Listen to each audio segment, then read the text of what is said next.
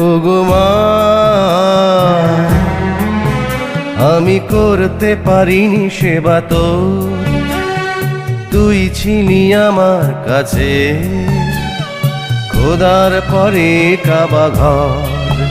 কান্দে রে একটা এতিম ছেলে, মা গো মা একবার দেখ না দু চোখ মেলে। কান্দে রে একটা এতিম ছেলে,